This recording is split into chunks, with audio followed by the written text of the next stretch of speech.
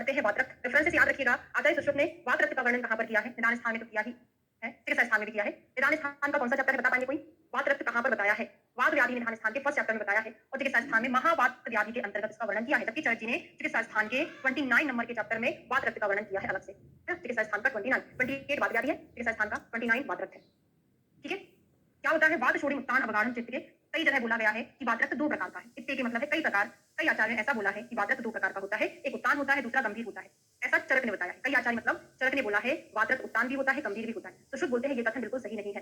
उन्होंने बोला है कि वात रक्त पहले सुपरफिशियल धातु में होता है, बाद में वो गंभीर धातु में स्थित हो जाता है। इसका मतलब उन्होंने बोला कि वात रक्त की ये दोनों ही उत्तर अवस्थाएं है ना। तो उन्होंने बोला है कि जो वात रक्त होता है उत्तान होकर कालांतर में गंभीर हो जाता है, तो उसकी उत्तर अवस्था होती है। ठीक है, इन्होंने ऐसा प्रकार नहीं बताया है ना। जो उत्तान है वही आगे जाके गंभीर में परिवर्तित हो जाता है।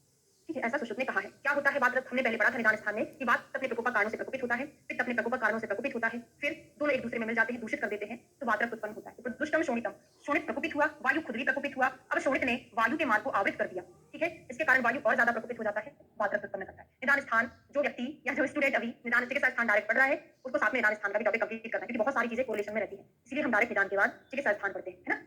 ठीक है, कहां से शुरू होता है? हस्त पाद से शुरू होता है, उसके बाद सारे शरीर में, पश्चात देहम व्यापनोति। इसके पूर्व रूप क्या है? क्या बताए थे हम? वात रक्त के पूर्व रूप क्या थे? किसी को याद है? जहां पर वात रक्त होने वाला था वहां पे क्या था? शून्यता, वैवर्ण्य हो रहा था, ऐसा कुछ हमने पढ़ा था ना। किसी को याद है तो बता दो। पूर्व रूप वहां पे डिस्कलरेशन हो रहा था। हाँ, प्रागरूपो शिथिले शून्य शीतलो सविपर्यो। हाँ बिल्कुल, प्रागरूपो शिथिले शून्यो शीतलो सविपर्यो, ऐसे करके आपने पढ़ा था। पूर्व रूप था। यहाँ पर वही है, तोद कंडू शोफदाह। निदान स्थान से पूर्व रूप याद रखना, वो ज्यादा इंपॉर्टेंट है। पारुष्य सिरा स्नायु धमनी स्पंदन शक्ति दौर्बल्य आदि मिलेगा। श्राव अरुण मंडल की उत्पत्ति, मंडल की उत्पत्ति अकस्मात होना, ये सब क्या है? पूर्व रूप में बता दिया है ना। उसके बाद पाणी पाद अंगुली कुल्फ मणिबंध प्रवृत्ति तथ्य अप्रति कारण। अगर इसका हमने चिकित्सा नहीं किया है तो ये व्यक्त मतलब रोग में परिवर्तित हो जाता है। और लास्ट में अगर फिर चिकित्सा नहीं किया लक्षणों का तो ये विकलता को प्राप्त होता है। पूर्व रूप की चिकित्सा नहीं की तो क्या होगा? उसके लक्षण व्यक्त हो जाएंगे। लक्षणों की चिकित्सा नहीं की तो उसमें अब आगे जाके विकलता उत्पन्न हो जाएगी, है ना। हिंदी से पढ़ लेते हैं। यह वात रक्त प्रारंभ में हाथ पैर में स्थित होकर संपूर्ण शरीर में फैलता है। फिर इसके पूर्व रूप बताए हैं, निदान स्थान का ही याद करेंगे आप। इस प्रकार पूर्व रूप चिकित्सा ना करने पर, मिथ्याहार विहार करने पर अधिक बढ़ जाता है, उसका लक्षण कहा जा चुका है। रोग के प्रकट होने पर चिकित्सा नहीं करेंगे तो विकलता आ जाती है। वॉइस में कोई प्रॉब्लम? हेलो, सभी को प्रॉब्लम हो रही है क्या? यहाँ पे तो सारा सही दिख रहा है, नहीं ना? हाँ, एक बार अपना वो एग्जिट करके फिर से ज्वाइन कर ले, हो सकता सही हो जाएगी, है ना। निदान क्या है? पूरा हमने निदान स्थान में श्लोक पढ़ा था, सभी को याद होगा। प्रायः सुकुमारा मिथ्या आहार विहारिणम, ऐसा ही पढ़ा था। सेकंड हाफ चेंज हो जाता है। सेकंड हाफ में क्या पढ़ा था? वहां पे हमने निदान स्थान में पढ़ा था स्थूलानाम सुखीनाम चापि वात रक्तम प्रकोप्यति और शोकाच प्रमदा मध्य व्यायामश्च अति पीड़नात्। ये हमने कहां पढ़ा था? निदान स्थान में, सेकंड नंबर का। यहाँ पे स्थूलानाम सुखीनाम चापि वात रक्त प्रकोप्यति चिकित्सा स्थान में इसी की जगह अगर हो जाए सेम टू सेम यही रहेगा। सेकंड हाफ में हो जाता है शोकाच, शोकाच प्रमदा मध्य व्यायामई, प्रमदा मध्य व्यायामई च अति पीड़नात्, व्यायामई च अति पीड़नात्। ठीक है, ये हो जाएगा निदान स्थान का, ये हो गया चिकित्सा स्थान का। अब इसी के कंपैरिजन में चरक का भी पढ़ लो। चरक ने क्या बोला है? प्रायः सुकुमारा नाम मिथ्या आहार विहारी नाम की जगह उन्होंने बोल दिया मिष्ठान्न सुख भोजनम। इसकी जगह क्या बोला है? मिष्ठान्न, मिष्ठान्न सुख भोजनम। ठीक है, सेकंड हाफ में अचंक्रमणशीला नाम कुप्यते वात शोणितम, अचंक्रमणशीला नाम, अचंक्रमणशीला नाम कुप्यते वात शोणितम, कुप्यते वात शोणितम। ठीक है, हाँ, मिष्ठान्न सुख भोजनम अचंक्रमणशीला नाम। अब मैं आपको याद करा देती हूँ। देखो, निदान क्या है? वात रक्त का मतलब निदान स्थान का श्लोक याद कर रहे हैं। निदान क्या है? टेंशन लेना।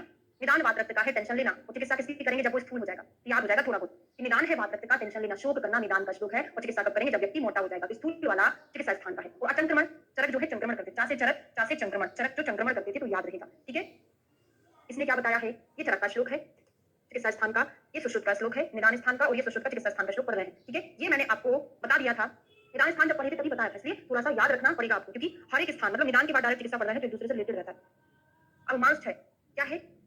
प्राण छय, मांस विपाशा जन्मुथा श्वास का स्तंभ आरोचक अविपाक विसरण संकोचन आदि उपद्रवों सहित बलवान जितेंद्रिय साधन संपन्न रोगी की चिकित्सा हमको करनी चाहिए। ठीक है, यहाँ से कोई श्लोक इंपॉर्टेंट नहीं है। अब आ जाइए आप डायरेक्ट चिकित्सा में। 10th नंबर का जो गद्य है वो पढ़िए।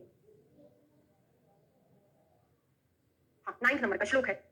चिकित्सा सिद्धांत बताए हैं, क्या करना है? सिद्धांत नहीं है, नॉर्मल रक्त प्रधान वात रक्त में। अगर वात रक्त में रक्त की प्रधानता है तो हमको इसी विधि का अनुसरण करके अनेक बार रक्त मोक्षण कराना है। रक्त प्रधान में रक्त मोक्षण कराएंगे और शीत प्रधान प्रलेपों को प्रयोग करेंगे। ठीक है, हाँ, वात रक्त का जो मुंह लक्षण होता है वो असाध्य लक्षण होता है। चरक संहिता में आप पढ़ोगे, वात रक्त में अगर मुंह उत्पन्न हो जाए तो वो असाध्य लक्षण है। ठीक है, ये हम वहां पे पढ़ेंगे, यहाँ नहीं लिखा है। यहाँ पे तो लिखा है प्राण मांस छय पिपासा ज्वर मूर्छा। अगर ये सारी चीजें प्रेजेंट होगी तो वो उपद्रवित रहेगा, उसकी चिकित्सा नहीं करेंगे। अगर ये प्रेजेंट नहीं होगा तो हम उसकी चिकित्सा करेंगे। ठीक है, लिख लो, चरक ने मुंह रहने पर वात रक्त को असाध्य बोला है। ठीक है, अब कफ प्रधान में क्या करना है? रक्त प्रधान में तो उन्होंने बता दिया है कि रक्त मोक्षण और शीत प्रधान लेप करें। कफ प्रधान में हमको कफ को लेखन करने के लिए यूज करना पड़ेगा मेडिसिन। तो आंवला, हरकी, मुझे कोई बताएगा? निशा आमल की, ये हल्दी भी है, इसको हम बोलते हैं निशा प्लस आमल की, आंवला। ये किसकी चिकित्सा में देते हैं? ये हम हॉस्पिटल में पेशेंट जब देखते हैं बहुत ज्यादा एडवाइस करते हैं निशा आमल की, कमी की चिकित्सा में देते हैं, है ना। और यहाँ पर वात रक्त में भी दिया हुआ है निशा आमल की, ठीक है। इसका क्वाथ मधु के साथ देना चाहिए, इनका क्वाथ बना के दे रहे हैं, बिल्कुल।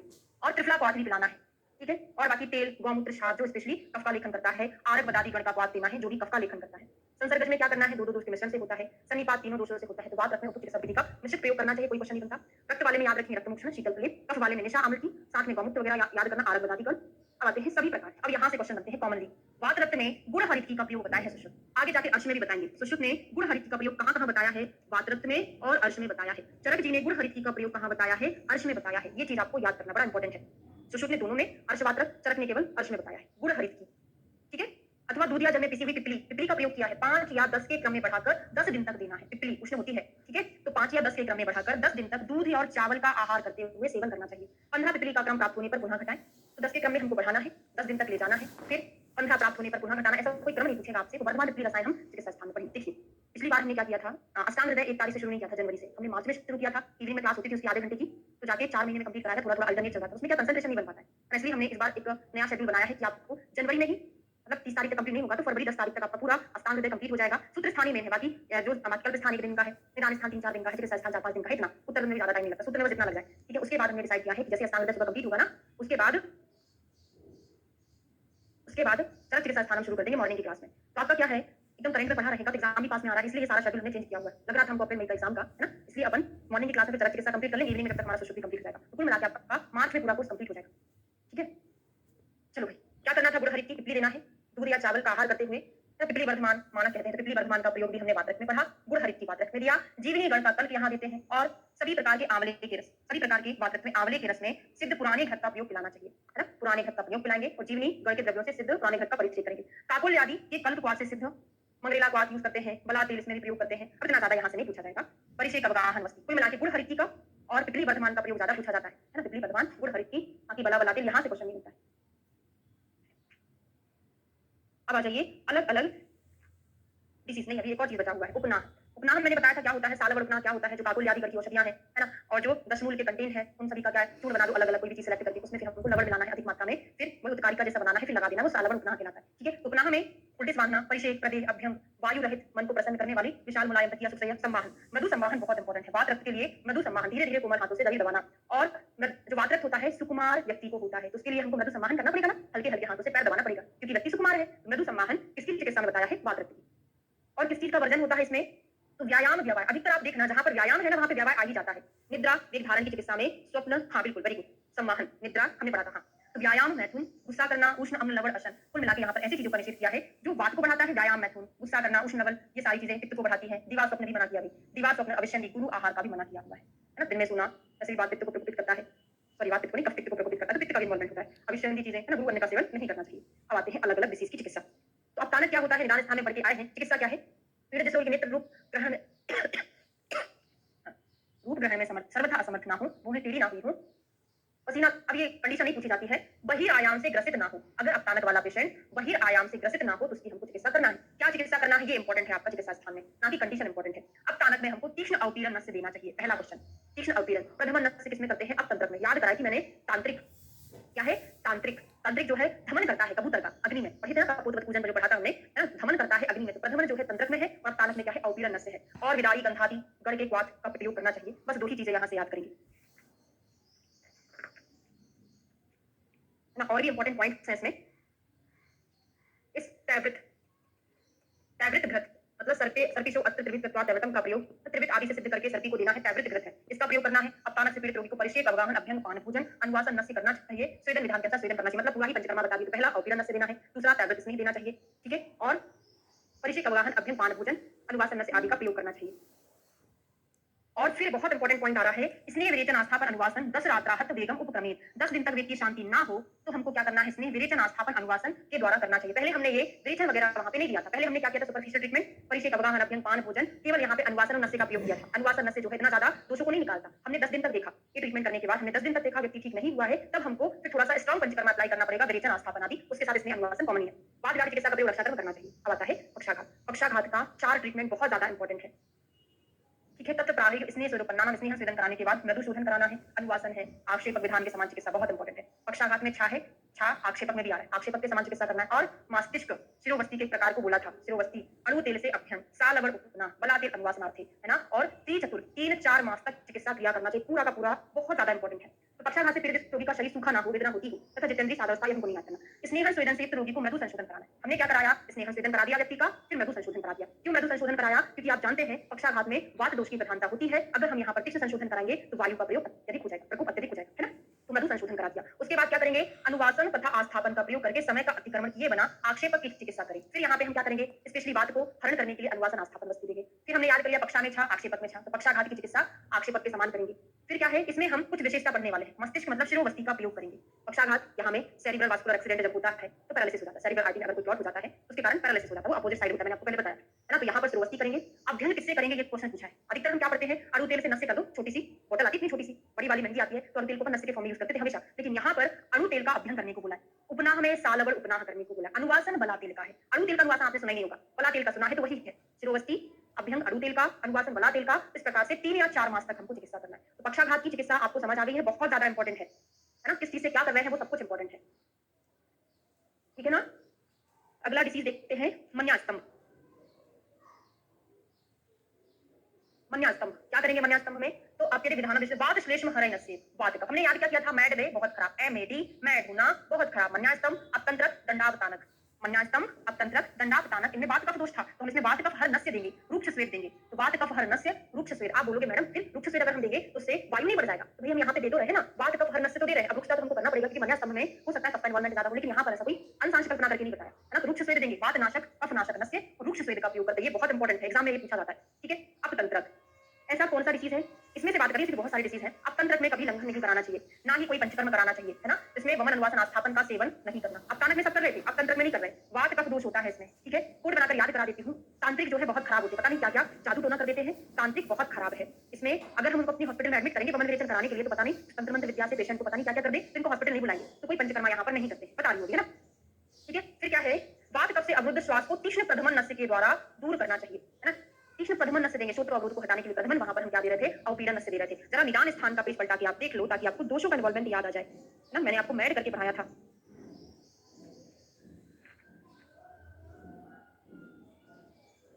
ठीक है, अब यहाँ पे आप बोल रहे हैं कि मैडम ऐसा क्यों, क्योंकि देखो निश्चेष्टा करके बताया, इसमें कोई चेष्टा नहीं रहती इस व्यक्ति में। अब तंत्रक में निश्चेष्टा स्तब्धो अपूर्वा अपि पूजति, मतलब इसकी कंडीशन पंचकर्मा के योग्य नहीं रहती है, बाकी नस्य वगैरह दे सकते हैं, वमन विरेचन यहाँ पे कंडीशन ही नहीं रहती है ना। तो यहाँ पे निश्चेष्टा स्तब्ध आदि चीज दिया हुआ है जो हम यहाँ पे नहीं कराएंगे, ठीक है। और बाकी इसका कोई ऐसा रीजनिंग दिया नहीं है, चरक में अपने हिसाब से बता रही हूँ उसको, ना ही सुश्रुत में दिया हुआ है। तो प्रथम नस्य देना है, लंघन नहीं कराना है, कोई पंचकर्मा यहाँ नहीं करा, कोई पंचकर्मा मतलब ऐसा नहीं वो केवल एक ही मात्र व्याधि है, उस स्तंभ में कोई भी पंचकर्मा नहीं कराते हैं, नस्य तो पंचकर्मा के अंदर इंक्लूडेड है, तो यहाँ पर हम ऐसा नहीं बोल सकते कि पंचकर्मा नहीं कराते, है ना। यहाँ पर अनुवासन आस्थापन वमन आदि नहीं कराना है, बाकी नस्य तो देना है पंचकर्मा के अंतर्गत। हाँ बिल्कुल रीजनिंग क्वेश्चन बन सकता है।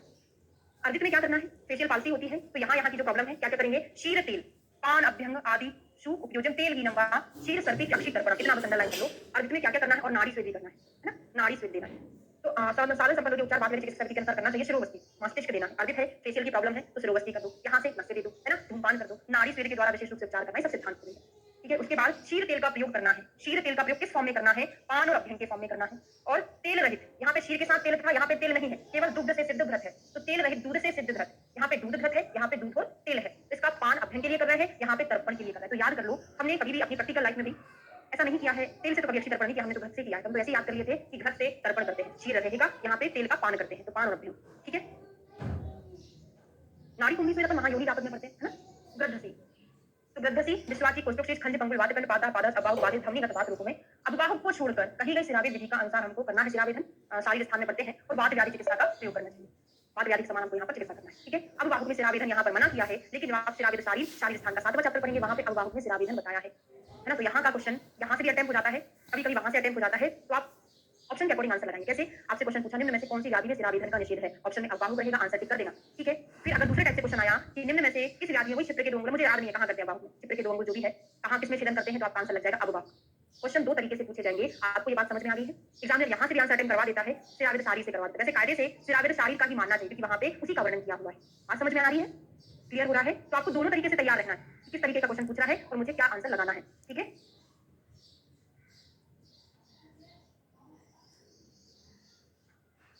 अब आता है अगला है कर्णशूल वगैरह दिया हुआ है, गलत हो गया है। क्या करना चाहिए? कर्णशूल में तेल, मधु, सेंधा नमक से सुपुष्प, अदरक स्वरस कान में डालना है। ठीक है। अर्जित में क्या करना था? अर्जित का रिपीट करती हूँ। अर्जित में मैंने अंडरलाइन करवाया था आपको, शिरोवस्ती, नस्य, धूम उपनाह, स्नेह, नाड़ी स्वेद करना है। उसके बाद क्षीर तेल का पान अभ्यंग करना है और तर्पण के लिए क्षीर रस का प्रयोग करना है, बस।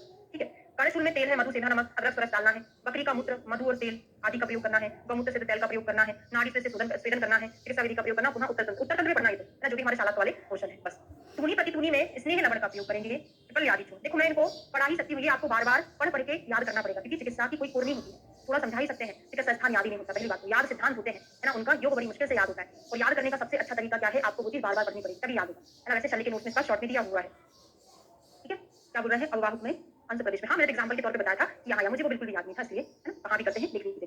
तो स्नेह लवण ट्रिपल यादी चूर्ण उष्ण जल से पिलावे। और क्या करना है? तूनी स्पेशली बात प्रधान था, तो वात शामक चिकित्सा करना है। स्नेह लवण ट्रिपल यादी चूर्ण उष्ण जल से लेना है। हिंगू, यवक, क्षार आदि का प्रयोग करना चाहिए। ठीक है। आद्यमान में क्या करना है? लंघन उष्ण हथेली से सेक करना है। अब आप बोलोगे अब तर्पण कराना है। आप बोलोगे मैडम आद्यमान क्यों हो रहा था? वायु का प्रकोप हो गया, इसलिए आद्यमान हो रहा था, फिर हम लंघन क्यों कराएंगे? आद्यमान का कारण केवल वायु का प्रकोप नहीं है, मार्ग अवरोध भी तो है। अगर अधोमार्ग से मल का प्रवर्तन नहीं हो पा रहा था, इसके कारण वायु अधोमार्ग से प्रवृत्त ना होकर ऊपर की ओर आ जाता है और आद्यमान कर देता है। कुल मिलाके जो मल था, लंघन करेंगे तो कम से कम जो मल पहले बना था वो तो निकल जाएगा ना, दूसरा चीज हम नहीं खाएंगे, नहीं तो उसका फिर अवरोध हो जाएगा। इस कारण से मल को प्रवर्तन कराने के लिए हम यहाँ पे लंघन करा सकते हैं। ठीक है। चलिए, हाँ, तो लंघन उष्ण हथेली से सेक, अग्नि दीपक चूर्ण देना है। अग्नि दीपक चूर्ण क्यों देना है? आद्यमान में वायु का प्रकोप है, वायु शीतल विद रहती है, शीतल के कारण अग्नि बंद कर देगी, है ना। धातु नहीं बनेगी, धातु क्षय हो जाएगा, तो वायु का प्रकोप है, पूरा सिद्धांत होता है, उतना ज्यादा दिमाग नहीं लगाना। लंघन उष्ण हथेली से सेक, अग्नि दीपक चूर्ण देना, फलवर्ती देना। इमेजिन करो आपके पास एक पेशेंट आया है आद्यमान का, बोलता है मैडम पेट में बहुत गैस बनती है, हम क्या करेंगे? तो गैस को शमन करने के लिए, वायु का शमन करने के लिए अग्नि दीप्त चिकित्सा कर देंगे। अग्नि दीप्त कर देंगे, अग्नि को दीप्त कराने के लिए हम लंघन कराते हैं। ठीक है। पाचन फलवर्ती लगा देंगे, ताकि जो मल फंसा हुआ था वो निकल जाए। तो वायु का प्रवर्तन अगर अधोमार्ग से होने लगेगा तो आद्यमान ठीक हो जाएगा, तो फलवर्ती इसीलिए लगाते हैं, क्योंकि आद्यमान जब मैं आपको तुरंत चिकित्सा स्थान में पढ़ाऊंगी ना, तब आपको उसकी पूरी संप्राप्ति पता चलेगी, फिर उसका उसके बेस पर आप ट्रीटमेंट प्लान करते हैं, है ना। पाचन औषधियों का प्रयोग, तीनों का द्वारा चिकित्सा करें। वस्ती दे रहे हैं मल को निकालने के लिए, लंघन के पश्चात भोजन, धनिया, जीरा आदि देना है। प्रत्याद्यमान में वमन, लंघन, दीपन कराना है। प्रत्याद्यमान उल्टा था, क्या बोल रहे हैं? अहि पुतना। अरे अहि पुतना उधर तो पढ़े थे, शुद्ध रोग में पढ़े थे, अहि पुतना। ठीक है, शुद्ध रोग होता है। तो इसमें क्या करा है? प्रत्याद्यमान में गति ऐसी है तो उसको वमन करा दो। सॉरी, आद्यमान में ऐसा था, प्रत्याद्यमान में नीचे होगा ना, तो उसकी गति अपोजिट रहती है, इसको वमन कराना पड़ेगा, है ना। तो वमन, लंघन, दीपन कराएंगे। अश्लीला प्रत्यष्टीला में बहुत इंपॉर्टेंट पॉइंट है, आभ्यंतर विद्रति के समान। अश्लीला प्रत्यष्टीला बोल दें कि पेट के अंदर कुछ गांठें बन गई है, तो आभ्यंतर विद्रति के समान चिकित्सा करते हैं। अब यहाँ पे हिंगवादी चूर्ण दिया हुआ है, अश्लीला प्रत्यष्टीला के लिए हिंगवादी चूर्ण का प्रयोग करते हैं, है ना, हिंगवादी स्पेशली।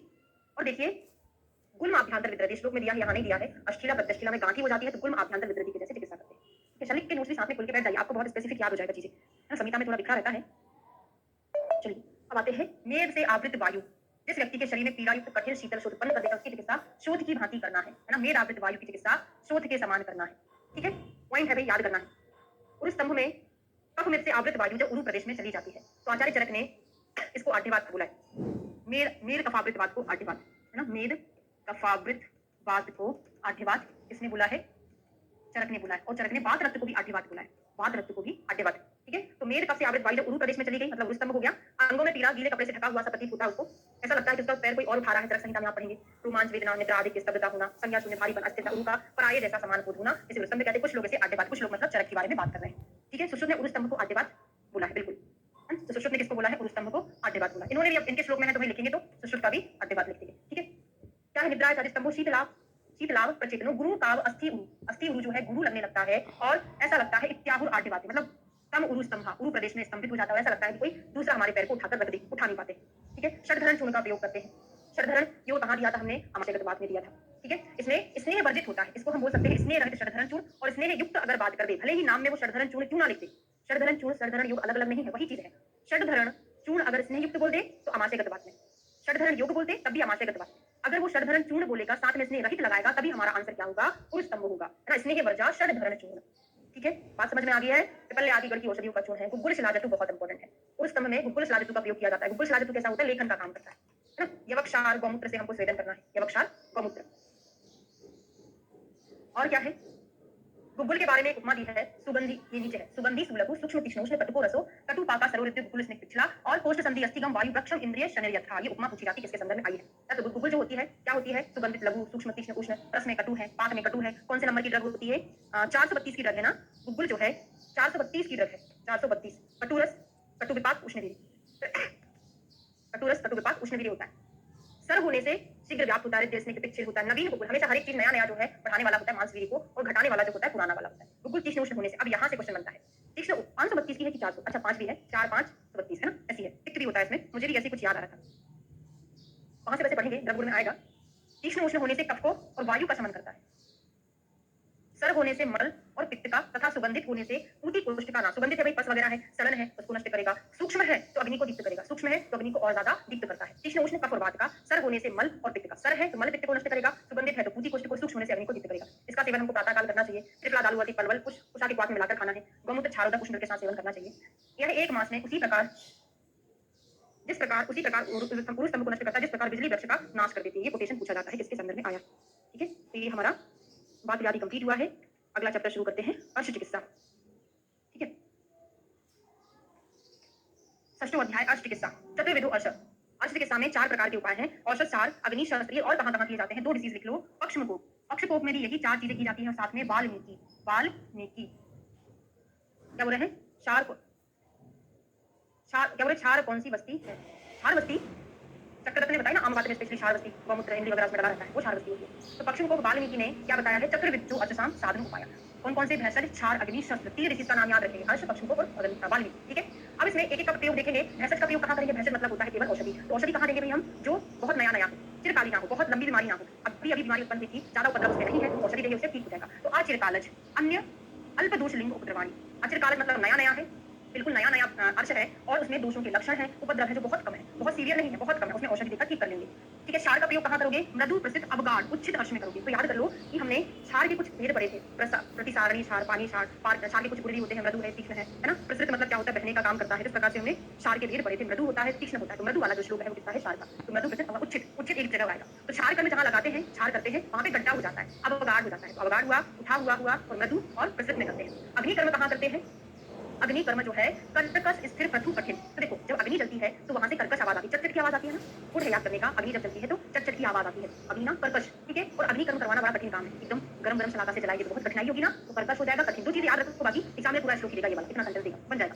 और शस्त्र कर्म कहां करते हैं, तनु मूल, उच्छित और क्लेद वाहनी। देखो ये पेड़ है, ये पत्ता है, अगर इसका मूल जो है पतला सा होगा ना तो हम शस्त्र से आसानी से काट सकते हैं। अगर इतना मोटा मूल होगा तो कैसे कटेगा, नहीं कट पाएगा ना। तो तनु मूल और उच्छित में हमको क्या करना है, उठे हुए में क्षार भी करना है, उठा हुआ है तो शस्त्र से आराम से काट सकते हैं। क्षार भी उच्छित में करते हैं, शस्त्र क्रम भी हम उच्छित वाले में करते हैं। तो क्लियर और याद कर लो, शस्त्र अगर अच्छे से हमने उसको डिसइंफेक्ट नहीं किया है ना, मतलब उसमें कुछ गंदगी है तो वहां पर क्लेद बन जाता है ना। तो शस्त्र क्लेदवंती शस्त्र। तो वेश साध्यानाम सदृशनाम तो वेशम भवति, क्षार अग्नि शस्त्र साध्यानाम तो विधानम। क्या बताया है इसमें, औषध साध्य ना दिखने वाले अर्शों की चिकित्सा औषधियों से की जाती है, क्षार अग्नि शस्त्र आदि अर्शों की कही जाने वाली चिकित्सा विधि बता रहे हैं। इसमें औषध साध्य, औषधि कहां देंगे, जो अर्श हमको नहीं दिख रहे हैं। बाकी क्षार अग्नि शस्त्र कहां पर करना चाहिए वो अब यहाँ पे हमको बता रहा है। ठीक है, डिटेल में पढ़ने को बोल रहे हैं, पढ़िए। अब क्या करना है, पूरी क्रियाविधि बताई हुई है, पूरा तो मैं नहीं पढ़ूंगी, थोड़ा बहुत। क्षार लगाना है यंत्र के द्वारा, यंत्र से हाथ बंद करके 100 गिनती, कितना गिनना है, 100 तक गिनना। आप पूरा पढ़ लेना, चोरी क्या है, 100 गिनने तक प्रतीक्षा करना है। फिर अर्श को पहुंचकर, मतलब वहां पे हमने क्षार लगाया था उसको हमने पहुंच लिया है, और क्षार और व्याधि के बल को देखते हुए पुनः क्षार लगाना है। पहले क्षार लगाया था, 100 गिन लिया, अर्श को पहुंच दिया, फिर वहां पे देखिए कि क्षार ने जो कर्म करना चाहिए था वो किया कि नहीं किया, उसके बाद हमको पुनः क्षार का प्रयोग करना चाहिए। यदि अर्श पकी हुई जामुन के समान पक्व जम्बूसम दिखने लगे तो समझ लेना कि सही से क्षार कर्म हो चुका है। सिकड़े हुए तक कुछ दबे हुए देखे पड़े तो क्षार को पहुंचकर डाले। और कांडी दही मस्तु, ये भी इंपॉर्टेंट है। फिर क्या करना है, किससे धावन करना है हमको, कांडी दही मस्तु शुक्त बिजोरे के रस से हमको धोना है। फिर मुलैठी का चूर्ण मिले हुए घृत से क्षार की जलन को शांत करना है। तो मुलैठी प्लस घृत, शस्त्र निपात करने वेदना में यूज करते हैं, तो यहाँ पर क्षार एक प्रकार का वही तो है, यहाँ पर दाग हो रहा होगा, वेदना हो रही होगी, तो मुलैठी चूर्ण और घृत का यहाँ पे लेपन करना पड़ेगा। ठीक है, और फिर व्यक्ति को उठाकर गर्म पानी में बिठाना है, उष्ण जल, बहुत ज्यादा गर्म ना हो, और ऊपर से शीतल जल छिड़कना है। कई आचार्य उष्ण जल छिड़कने का विधान बताते हैं। इसके बाद वायु रहित ग्रह में रोगी को आहार विहार आदि का आदेश देना। इस प्रकार 7-7 दिन पर एक। अब यहाँ से ज्यादा क्वेश्चन पूछा जाता है, मल्टीपल पाइल्स है, हाँ मल्टीपल पाइल्स हैं, बहुत सारे हैं, तो हमको 7-7 दिन पर एक अर्श की चिकित्सा करना। और क्रमशः कैसे करना है, पूर्ण लिख लो। दक्षिण वाले पीछे से आगे आए, आगे आए। ठीक है, पहले दक्षिण का, फिर वाले से वाम का, फिर पीछे से पृष्ठ भाग का, फिर आगे से आगे की ओर। हो गया ना याद, हाँ ठीक है, याद हो गया। दक्षिण वाले पीछे से आगे आए, तो दक्षिण वाम पृष्ठ और आगे का चिकित्सा करना है। अर्श की चिकित्सा कैसे करते हैं, पहले पढ़ चुके हैं, अभुक्त भक्त करते हैं। और कौन कौन सी चिकित्सा अभुक्त भक्त करते हैं आपको याद करना है। ठीक है, चलिए। तो वात कफ जन्य अर्शों की चिकित्सा हमको अग्नि क्षार से करना है। अग्नि उष्ण है, क्षार उष्ण है, ये वात और कफ कैसा है, शीतल है, तो इनकी चिकित्सा में हम अग्नि क्षार का प्रयोग कर देंगे। लेकिन पित्त रक्त में हमको नहीं करना है, करना है तो मृदु करना है, मृदु क्षार से करना चाहिए। अग्नि तो मना ही कर दिए, पित्त रक्त में अग्नि मना कर दिए। ठीक है, अग्नि क्षार कहां कर दिए, वात कफ में, पित्त रक्त में मना कर दिए। साथ में उन्होंने बोला अग्नि कर्म तो ना करो, मृदु क्षार आप कर सकते हो, तो मृदु क्षार से चिकित्सा करना चाहिए। और क्या करना है, वात अनुलोमन चिकित्सा, अग्नि दीपन चिकित्सा। ठीक है, वायु का अनुलोमन होना, अन्न में रुचि, अग्नि की वृद्धि, शरीर में हल्कापन, बल वर्ण उत्पत्ति है। फिर हीन दग्ध के लक्षण बता दिए यहाँ पे, काले छोटे वर्ण की उत्पत्ति, वर्ण में कंडू प्रतिलोम होना, इंद्र प्रसन्न दबाव, विकार शांत ना होना, ये हीन दग्ध के लक्षण होते हैं। 1 मिनट है ना, पूरा याद करना पड़ेगा, एक एग्जाम में पूछा था, अति क्षार दग्ध के लक्षण, सम्यक और हीन के पूरा याद करना पड़ेगा, है ना। तो सम्यक में क्या हो रहा है, सम्यक क्षार दग्ध में वात का अनुलोमन होना, अन्य रुचि, अन्य में रुचि उत्पन्न होना, अग्नि में दीप्ति, मतलब सारी चीजें अच्छी आ रही है, लाघव, बल बल की उत्पत्ति होना, मन की तुष्टि कराना, ये सम्यक दग्ध के लक्षण होते हैं। अति दग्ध में क्या होता है, अगर बहुत ज्यादा अग्नि या क्षार कर्म कर दिया है तो वहां पर गुदा अवतरण, गुदा में अवतरण हो जाएगा। सारी पित्त प्रकोप कंडीशन याद कर लो। अगर एग्जाम में कभी दाह मूर्छा देखा तो कोई भी व्यक्ति आंसर ये लगाएगा नहीं कि सम्यक का है कि अयोग का है, हमेशा आपका दिमाग कहाँ जाएगा, अयोग। इसलिए अगर कोई चीज आपको याद नहीं भी है लेकिन आपके दिमाग में कंसेप्ट है तो आप उस आधार पर क्वेश्चन सॉल्व कर सकते हैं, ठीक है ना। तो दाह मूर्छा, ज्वर विपाशा, शोणित की अति प्रवृत्ति अतियोग में होगा, है ना, ये इनके अतियोग के उपद्रव है। बाकी अल्पव्रणता, तमाम अल्पव्रणता काले छोटे व्रण की उत्पत्ति है। कंडू होना, कंडू खुजली अयोग में अधिकतर मिलता है। अनिल, वायु का वैगुण्य हो जाना, प्रतिलोम हो जाना अयोग में मिलेगा, ठीक है। प्रसन्नता का अभाव, इंद्रियाणाम अप्रसादो, तो विकारस्य च अशांति ही नदत्ते, यही नदत्ते का लक्षण। हमने केवल समझा है, पढ़ा है, याद नहीं किया, है ना। तो पढ़ के समझ के आप क्वेश्चन पेपर सॉल्व कर सकते हो। आपको एग्जामिनर के सामने टिक ऑफ टंग रट के नहीं बताना है कि भाई ऐसा ऐसा श्लोक मुझे याद है, आप बस सॉल्व कर ले, उतनी ही बड़ी बात है, ठीक है। हाँ बिल्कुल, बलवान व्यक्तियों के बड़े अश्वों को शस्त्र से काटकर अग्निकर्म से जलाना है, यंत्र की सहायता के बिना। हाँ, बाहर भ्रष्ट, अगर प्रोलेप्स है, बाहर निकला हुआ है अगर, तो उसमें हमको यंत्र की सहायता के बिना स्वेद अभ्यंग स्नेह अवगाहन पुनः रक्त मोक्षण आदि अग्नि शस्त्र की चिकित्सा करना चाहिए। रक्तस्राव वाले अर्श में रक्त पित्त के लिए शस्त्र चिकित्सा का उपयोग करेंगे। मलवेद वाले में अर्श में अतिसार, मलवेद मतलब अतिसार वाला है तो अतिसार की समान चिकित्सा करेंगे। कोष्ठबद्धता है उसमें स्नेहपान और उदावत में तृप्त चिकित्सा, ये सारा पॉइंट इंपॉर्टेंट है, ठीक है। सभी स्थानों के अर्श को जलाने की है प्रक्रिया। एक बार और देख लो, अगर भ्रष्ट अर्श है ना, भ्रष्ट बुधा है, सॉरी भ्रष्ट बुधा है, तो आपको बगैर अंश के ट्रीटमेंट करना है। दूसरा, रक्तस्राव हो रहा है तो रक्त पित्त के समान चिकित्सा करना है। जिसमें स्राव हो रहा है तो रक्त पित्त के समान चिकित्सा करना है। जिसमें अतिसार हो रहा है उसमें तो अतिसार के समान चिकित्सा कर दो। जिसमें कोष्ठबद्धता है, कॉन्स्टिपेशन, इसका मतलब क्या हो गया, वायु की वृद्धि है तो आपको स्नेहपान कराना है और उदावृत के जैसे। क्यों कराते उदावृत की चिकित्सा, की मलबद्ध जब होता है, कॉन्स्टिपेशन होता है तो वायु का प्रतिलोम गमन हो जाता है, तभी तो उदावृत होता है ना, इस कारण से उदावृत के समान की चिकित्सा करेंगे, है ना। और बाकी सभी स्थानों के अर्श के जलाने की मतलब अग्निदाह की चिकित्सा है। अब यहाँ पे कौन कौन से यंत्र का यूज करते हैं अर्श में, कोड बनाकर याद कर लो। दकुश क्या है, दकुश, दा से दर्वी, कु से कुच, सा से शलाका, दर्वी कुच शलाका का उपयोग हम करते हैं। भ्रष्ट बुधा से तू बिना यंत्र क्षार अग्नि प्रयोजित, भ्रष्ट बुधा में ये क्वेश्चन बहुत बार पूछा गया है कि भ्रष्ट बुधा है तो उसमें हमको बिना यंत्र क्षार के, सॉरी बिना यंत्र के क्षार कर्म करना चाहिए, वहां पे हम यंत्र का यूज नहीं करेंगे। और दकुश हमने दर्वी कुच शलाका पढ़ लिया। पूछा जाता है अर्श की चिकित्सा में कौन कौन से यंत्र का प्रयोग करोगे, ठीक है। अग्नि वाला देखते हैं, सॉरी क्या है, दग्ध अदग्ध में जठरानल को उत्तेजित करके वायु के प्रकोप को रोकने के लिए करना चाहिए। वातदर्शों में क्या यूज करोगे, जो वात समग्र है, अग्निदीपक प्रकल्यादि, है ना, भद्रदारवादी, हिंगवादी, वाद आदि में आपने देखा होगा। पित्तज में कृष्णपर्णी आदि, है ना, और दीपनी पिपल्य आदि द्रव्यों का प्रयोग करेंगे। रक्तास में मंजिष्ठा सहेजन आदि का क्वास यूज करेंगे, है ना। फिर कफदर्श में जो है सुरस आदि करके क्वास का प्रयोग करेंगे। तो वैसे आपको याद है ना, बगैर पढ़े भी आप बता सकते हो। वाद आदि, भद्रदारवादी, पिपल्य आदि हो गया, मंजिष्ठा सहेजन रक्त में हो जाएगा, सुरस आदि कफ में, ठीक है। किंतु बुधा में क्षार अग्नि शस्त्रों का प्रयोग बड़ी सावधानी के साथ करना चाहिए, क्योंकि इसमें अगर गति क्रम हो जाए तो क्या क्या उत्पन्न हो सकता है, शांड्य, शोक, दाह, मद, मूर्छा, आतु, है ना, और आना, अतिसार, प्रवाहन आदि, और लास्ट में मरण हो सकता है। यहाँ से यहाँ तक का श्लोक दे देगा, पूछेगा किसके संदर्भ में आया हुआ है, ठीक है। तो क्या होगा, अगर आप बहुत ज्यादा मात्रा में अग्नि क्षार शस्त्र का प्रयोग करेंगे तो शांडता आ सकती है ना, शोक, दाह, मद, मूर्छा, आतु, आना, अतिसार, प्रवाहन और मरण भी हो सकता है लास्ट में। अब इसके आगे का प्रमाण देखते हैं। अब यहाँ से मैं कल पढ़ा दूंगी, है ना, ज्यादा हो जाएगा नहीं तो बता रही हूँ। चर्मदल का क्वेश्चन आप पूछ रहे हैं, कीट चर्मदल पर विशेष चर्चा। चर्मदल एक प्रकार का पुष्ट है, क्षुद्र पुष्प में पित्त प्रधान रहता है ना, ये हमने पढ़ा था। और एक चीज में मुझे याद नहीं आ रहा है, चर्मदल हमने एक जगह और पढ़ा है, आचार्य सुश्रुत ने सबसे लास्ट में उसके भेद बताए थे, वातक पित्त कफत सन्निपातक, ऐसा कुछ था, मुझे कोई बता पाएगा, मुझे याद नहीं आ रहा है ना। तो फिर उससे हम कंक्लूजन तक पहुंच जाएंगे कि आंसर क्या लगेगा, ठीक है। श्लोक नंबर 11 शुरू करते हैं।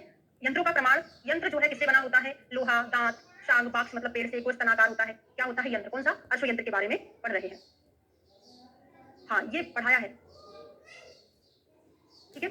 इसमें यंत्र लोहा, दांत, सींग अथवा वृक्ष से निर्मित गौ के स्तन के समान 4 अंगुल लंबे और 5 अंगुल मोटे। श्लोक से याद करेंगे। चतुर अंगुल आयत, आयत मतलब होता है लंबाई या दीर्घ, इसी को हम दीर्घ बोलते हैं, इसी को लंबाई बोलते हैं ना, दीर्घ और लंबे होते हैं, ठीक है, लंबाई। और 5 अंगुल परिणाम, परिणाम मतलब होता है गोलाई या मोटाई, परिणाम मतलब गोलाई या इसी को मोटाई बोलते हैं। इतने झंझटों में ना पढ़ो, आप श्लोक से याद कर लो। चतुर अंगुल आयत, 5 अंगुल परिणाम, भूल जाता है कि परिणाम 5 है कि 4 है, तो पा से पंचांगुल, पा से ही परिणाम, परिणाम पंचांगुल। और स्त्री में क्या है, षड परिणाम, और नारी के हाथ हस्ततल के समान, तो याद कर लो, ये पुरुष का हो गया, ये स्त्री का हो गया। तो हमने याद किया 4, 5 हस्ततल और 6, ऐसे याद कर लो, 4, 5 हस्ततल और 6। 4 क्या है, आयत है, स्त्री का आयत कितना है, हस्ततल के समान। 5 क्या है, 5 से 5, 5 से परिणाम, स्त्री का परिणाम कितना है, 6 है, तो 4, 5 के बीच में हस्ततल लिख देना, लास्ट में 6 लिख देना, ठीक है।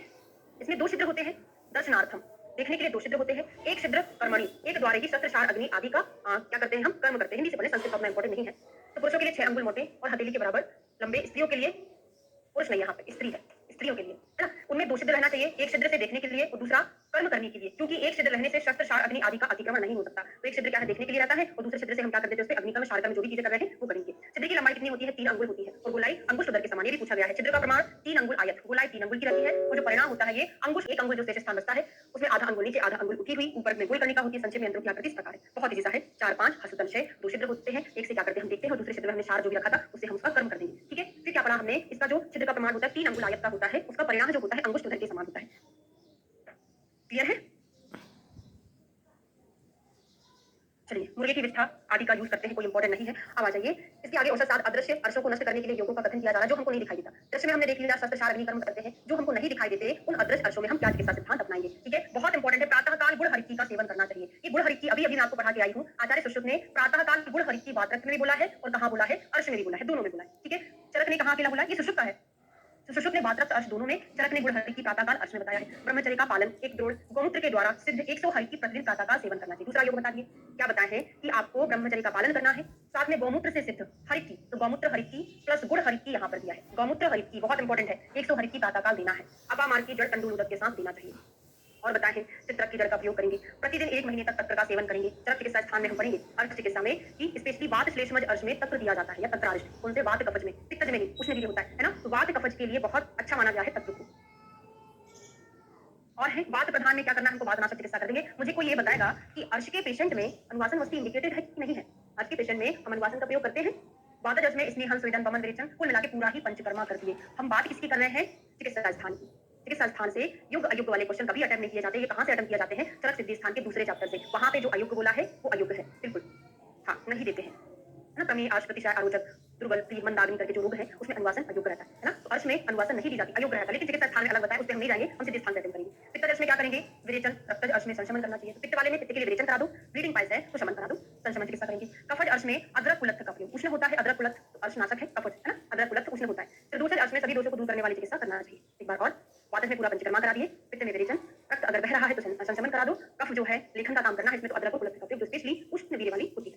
फिर भल्लातक विधान, अब यहाँ से रेफरेंस याद करना शुरू करो। भल्लातक विधान कहाँ बताया है, अर्श चिकित्सा 6 में बताया है। कितना प्रमाण देते हैं, शुक्ति प्रमाण में देते हैं। शुक्ति मतलब क्या होता है, अर्धपल। कर्ष में कन्वर्ट कर लेना, कितना 2 कर्ष।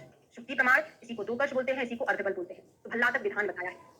ठीक है, एक भिलावे को लेकर 2 या 3-4 टुकड़ों में काटे, उस स्वाद को शीतल करके तालु जिह्वा ओष्ठ में। हाँ, अब ये इंपॉर्टेंट है कि भल्लातक का सेवन कर रहे हैं तो आपको अपने ओष्ठ पे तालु पे सब जगह क्या लगाना है, घृत लगाना है, क्योंकि ये भल्लातक होता है छाले उत्पन्न कर देता है। ठीक है, श्लोक नंबर नहीं याद करना है, चैप्टर बस याद कर। अच्छा, किसी ने पूछा था श्लोक नंबर, ठीक है ना। तो प्रातः काल सेवन करें और अपराह्न में दूध घृत मिश्रित चावल खाना। इस प्रकार एक एक भिलावा बढ़ाना है, 5 तक ले जाए, उसके बाद 5-5 बढ़ाना है, 70 तक ले जाए, 70 हो जाए तो 5-5 घटाना है 5 तक। फिर क्या करना है, 5 भिलावे की संख्या पहुंचने पर एक एक भिलावा करना। इस प्रकार 1000 भिलावे का सेवन करना। भिलावा मतलब भल्लातक। टेक्निकल नेम क्या है, सानिकार्पस एनाकार्डियम, एनाकार्डियस फैमिली का होता है। 1 से शुरू किया, एक एक बढ़ाया, कब तक, 5 तक। फिर हमने 5-5 बढ़ाया, जब 5 हो गया कहां तक, 70 तक। फिर हमने 5-5 कम किया, ये प्लस बढ़ाया, ये 5-5 कम किया, कहां तक, 5 हो जाए। उसके बाद एक एक कम किया, कहां तक, 1 हो जाए, है ना। इस प्रकार से टोटल जो होता है 1000 भल्लातक का सेवन किया जाता है। ठीक है, हाँ बिल्कुल, ये बहुत इंपॉर्टेंट है। जो मैंने बोर्ड पर लिखा है आपको समझ आ गया, याद हो गया कि नहीं हो गया। चरक चिकित्सा स्थान जब आपको पढ़ाऊंगी उसके बाद अष्टांग हृदय में जब भी आएगा, मैं चरक चिकित्सा स्थान में पूरा कंक्लूड करूंगी कि आचार्य सुश्रुत ने कितने दिन में शुरू किया है, कहां से शुरू किया है, कितने दिन में पूरा होता है, ये सब कुछ हम वहां पे कंक्लूड करेंगे चरक संहिता में। ठीक है, बता दीजिए यहाँ तक क्लियर हो गया। एवं भल्लातक सहस्त्रम सर्व कुष्ठ अर्ष्ठ, भले ही ये कहां बताया है, अर्श चिकित्सा में बताया है, लेकिन सभी प्रकार के कुष्ठ और अर्श में उपयोगी है, कुष्ठ में भी यूजफुल होता है। ठीक है, एक बार रिपीट कर दे। ओके, एक भल्लातक से शुरू करना है, प्रतिदिन एक एक बढ़ाना है जब तक 5 ना हो जाए। फिर 5 हो गए तो 5-5 बढ़ा दो, 70 हो जाए। फिर 70 हो गए तो 5-5 कम कर दो, कब तक करोगे, 5-5 कम, जब तक 5 ना हो जाए। 5 हो गए, फिर अब फिर से एक एक कम कर दो, तो कहां पर खत्म हो जाएगा, 1 पर शुरू करना है, 1 पर खत्म भी करना है, 1 पर। अब समझ आ गया, क्लियर हो गया भल्लातक विधान। अब आता है भल्लातक तेल। यहाँ पे भल्लातक लिया था हमने, अब भल्लातक तेल देखते हैं। भल्लातक स्नेह कितना लेना चाहिए, शुक्ति प्रमाण में। ये हमने कितना लिया था, ये भी शुक्ति प्रमाण लिया था, ये भी तेल भी शुक्ति प्रमाण में लेना है ना। प्रातःकाल आधा बल की मात्रा मतलब शुक्ति प्रमाण में ही यूज करना चाहिए। संसर्जन क्रम में पेयाबिलिटी आदि का सेवन करना है।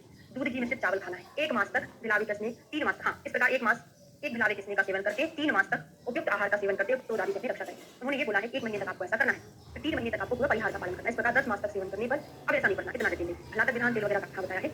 मोस्ट इंपॉर्टेंट श्लोक इस चैप्टर का 2, सर्वाणी कुष्ठानी हता, सभी प्रकार के कुष्ठ में यूजफुल है, खदेर और बीजक, बहुत इंपॉर्टेंट है। चैप्टर का रेफरेंस याद रखना कि 4 डिसीज में बताया है कहां पर क्या करना चाहिए, 3 में है।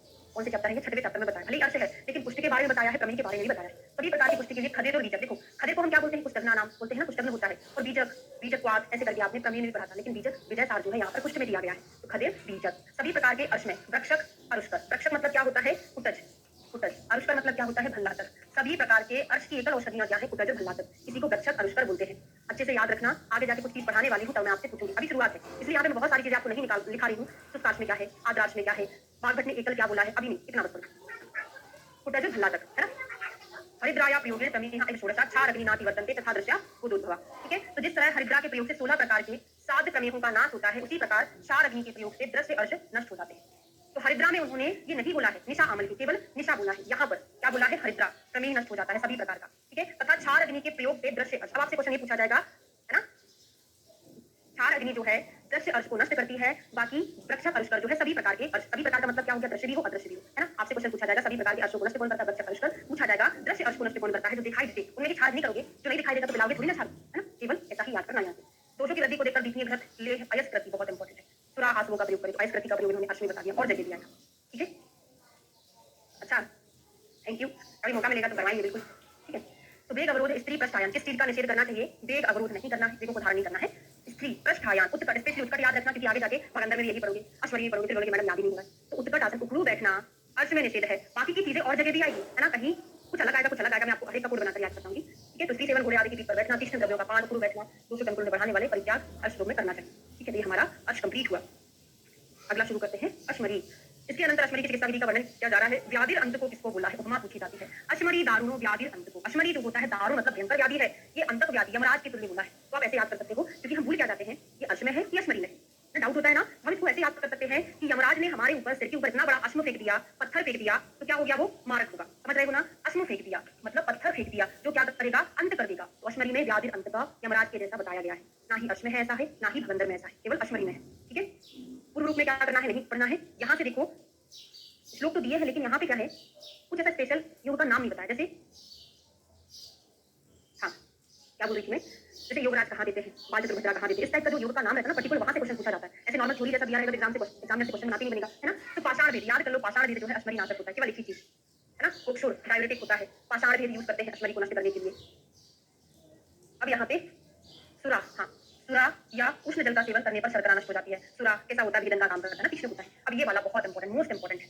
त्रिकंटकस्य बीजानाम चूर्णमाक्षिक संयुतम आदि शीरेन सताहम अश्मरी भेदनम विवेद। त्रिकंटक किसको बोलते हैं? गोक्षुर को। गोक्षुर का बॉटनिकल नेम क्या है? ट्रिब्यूलस टेरेस्ट्रिस। और क्या करता है ये? जाइगोफाइलिस फैमिली का है।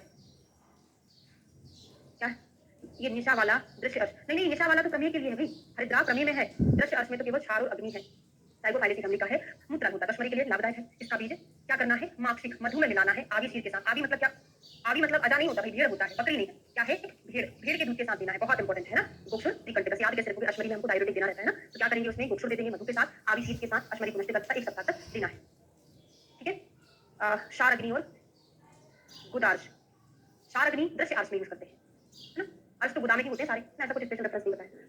आदि का मूत्र ऐसे ही पीने कोई बोला है, इसके क्षार के साथ आदि का मूत्र ये भी अश्मरी को नष्ट करता है ना। जो श्लोक मैंने त्रिकंटक से वाला बताया उसको स्पेशली आपको याद रखना है, मोस्ट इंपॉर्टेंट है। अब क्या करना है? क्योंकि शस्त्र कर्म में कुशल व्यक्ति की सफलता भी अनिश्चित रहती है, इसलिए यह उपक्रम शस्त्र कर्म निकृष्ट कहा गया है, निकृष्ट बताया है। अब ये बहुत इंपॉर्टेंट है। आप क्रियायाम ध्रुवो मृत्यु क्रियायाम संचयोग तस्मात् बच्चे कर्तव्यम ईश्वरम साधु कारण बताए हैं कि अगर क्रिया नहीं करेंगे तो मृत्यु निश्चित है। क्रिया कर देंगे तब भी डाउट नहीं बचेगा कि नहीं बचेगा, मर भी सकता है ना। इसलिए हमको राजा की अनुमति या अभिभाषक की अनुमति लेने के बाद ही शस्त्र कर्म करना चाहिए। क्वेश्चन ये पूछा जाता है, आचार्य सुश्रुत ने किसके संदर्भ में बताया है? अश्मरी के संदर्भ में बताया है। चरक ने किसके संदर्भ में बताया? नहीं, उधर रुका है, हाँ सॉरी, चलो उधर है ना, चलो उधर नहीं, दूसरी उधर इसने बताया है। दूसरी उधर या इसी को हम सन्निपात उधर भी बोलते हैं। सन्निपात, मैं सही लिख रही हूँ, मैं गलत तो नहीं लिख रही हूँ। हारित और क्षार पाणी ने जलोदर के लिए बताया है, ठीक है। चरक सॉरी सुश्रुत और बाघभट्ट ने अश्मरी के लिए सही लिखे हैं। एक बार बता दो सही लिखे हैं तो कोड बना के याद करा दें। चरक का थोड़ा सा भूल गए ना, बहुत टाइम हो गया, सही लिखे, ठीक है। तो सुश्रुत बाघभट्ट ने अश्मरी, चरक ने दूसरी उधर, सन्निपात उधर, हारित क्षार पाणी। क्षार अगर जल में डालेंगे तो हरा हो जाएगा, क्षार जल में डालेंगे तो हरे कलर का हो जाएगा। तो हारित क्षार पाणी ने जलोदर में बताया है, ठीक है। दूसरी उधर या उसी को सन्निपात में चरक ने बोला। ये श्लोक, ठीक है। अब क्या करना है? ये प्रोसेस दी है, घुटने की ऊंचाई के बराबर उस पर बैठना है, पूर्वाभिमुख बैठाना है, पूर्वाभिमुख बैठे हुए, बस इतना याद कर लो, बाकी प्रोसेस कोई नहीं पूछेगा एग्जाम में क्या करते हैं, ठीक है। अब ये रेफरेंस पूछा जाता है किसके संदर्भ में आया है? सचेत ग्रहित शल्ये तु विवृताक्षे विचेतना हत वल्लम शेषश निर्विकारो मृत्युमा, बहुत इंपॉर्टेंट है, ठीक है। ना तस्य निर्धारित शल्यम निर्हरित मृत्य सा बिना द्वेषो रूपेषु निर्हतुम, पहला वाला इंपॉर्टेंट है। सचेत ग्रहित शल्य, यदि शल्य को पकड़ लेने पर रोगी के नेत्र कैसे हो जाए? हमने शल्य को पकड़ा, अश्मरी को हमने पकड़ लिया, अगर रोगी के नेत्र एकदम कैसे हो जाए? विवृत हो जाए, एकदम स्तब्ध रह जाए, विचेतन हो जाए, मूर्छित हो जाए, मुर्दे के समान गर्दन को लटका ले, ऐसे हो जाए, लटक जाए, तथा चेष्टा रहित मृतक के समान प्रतीत हो, तो उस रोगी का शल्य नहीं निकालना है, हमको त्याग देना है। थोड़ा सा इमेजिनेशन के साथ याद रखना। आपने पत्थर को पकड़ लिया, उसके अंदर पड़ा था अश्मरी को, अब वो आंखें स्तब्ध कर लिया, गर्दन को लटका लिया, तो छोड़ दो, हम चिकित्सा नहीं करेंगे। ये आपसे अर्श के संदर्भ में भगंदर अश्मरी ऐसा क्वेश्चन पूछेगा, ऑप्शन में 3 रहेंगे, अश्मरी के संदर्भ में, ठीक है। कितना वेदन करना है? वेदन क्या करते हैं अश्मरी में? कौन सा शस्त्र कर्म करते हैं अश्मरी में? अर्श में छाले अश्मरी की आभा आहरण करते हैं और भेदन करते हैं, भेदन आहरण करते हैं, ठीक है। तो ततः सव्ये पार्श्व सेवनी यव मात्रेण मुक्त्वा अवचारित शस्त्र अश्मरी प्रमाणम, ऐसा नहीं करना है कि 2 अंगुल 4 अंगुल का करके। कैसे करोगे आप? अश्मरी जितनी बड़ी है उसके हिसाब से कट लगाना है, ऐसा नहीं एक बीते का लगा दिया, ऐसा नहीं करना है ना। तो वाम पार्श्व में हमेशा जो कर्म करते हैं ना, वाम पार्श्व में करते हैं, अधिकतर उधर को, चित्र उधर को, अबद्ध उधर को, सभी जगह एक जो हटना है अश्मरी अश्मरी के प्रमाण का शस्त्र कर्म हमको करना चाहिए। ठीक है, कौन सा शस्त्र यूज करेंगे उसको आहरण चाहिए, तो हमने भेदन कर दिया है ना। कुछ आचार्य क्रम की क्रिया में सुविधा के दाहनी वो शस्त्र कर्म करना, अश्मरी के टुकड़े ना हो या चूर चूरना, उसका प्रयत्न करें, थोड़ी भी चूर्ण निकालने में शेष रह जाए तो पुनः बड़ा आकार का धारण कर लेता है। इसी प्रकार अग्रवक्रक किसे करेंगे, अग्रवक्रक यंत्र आभा, ओके, अश्मरी की आभा, अश्मरी की आभा सूत्र स्थान के 25वें चैप्टर में हमने पढ़ा था अष्टवेद शस्त्र में। अश्मरी में आभा करते हैं, आ से आहरण कर्म करते हैं, भा से भेदन कर्म करते हैं, आहरण और भेदन। ठीक है, और छाले, इसमें छाले अर्श में छाले हो जाते हैं, तो आज छा से हो जाएगा छेदन करते हैं, अर्श में ला से हो जाएगा अर्श में लेखन करते हैं। छाले याद हो गया, चित्रांश क्लियर हुआ। ठीक है, स्त्रियों के गर्भाशय वस्ती के पास में निकट ही रहता है ना। स्त्रियों में विशेष रूप से हमको ध्यान रखना, स्त्री नाम तू वस्ती पार्श्वगतो गर्भाशया सन्निकृष्टा, गर्भाशय जो होता है वस्ती के पास में, ध्यान रखना, स्त्री नाम तू वस्ती पार्श्वगतो गर्भाशया सन्निकृष्टा, गर्भाशय जो होता है वस्ती के पास में रहता है। अब मुझे कोई ये बताएगा रेक्टोवेसाइकल, रेक्टो